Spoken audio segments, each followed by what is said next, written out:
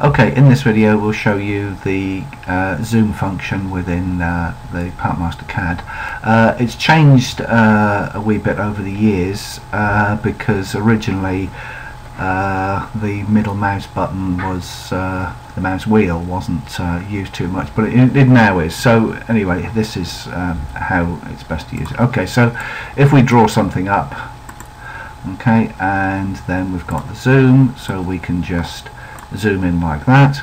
Once we've done that, zoom view takes us back to the full screen, zoom previous takes us back to where we were. So we can do that.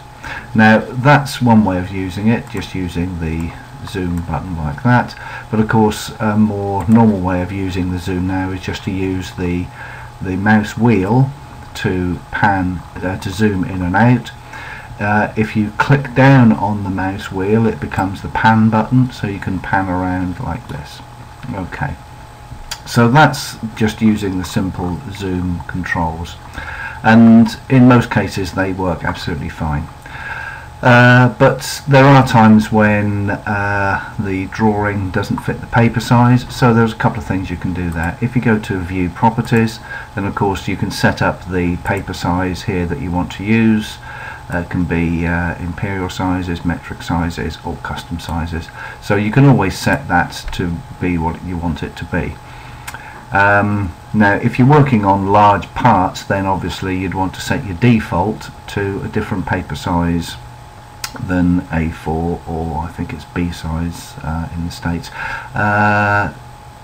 So let's see what happens if I just draw a box outside of the bounds of the paper. Then if I do zoom view, of course it's always going to zoom into the paper size. So if we go to View Properties, and then under paper size we click resize paper to fit the drawing, and then we hit the redraw, the paper size will automatically be adjusted whenever anything is drawn outside. So if we draw something bigger again, then we hit redraw, then everything gets scaled down accordingly, so that we don't have to worry. So just to go back on that, View Properties, and it's this button here, resize paper to fit the drawing, so that will always then give you the extents. So that's why the zoom extents is really no longer needed.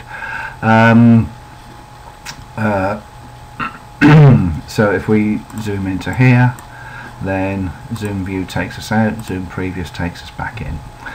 Okay, so that's pretty much all we need to look at there.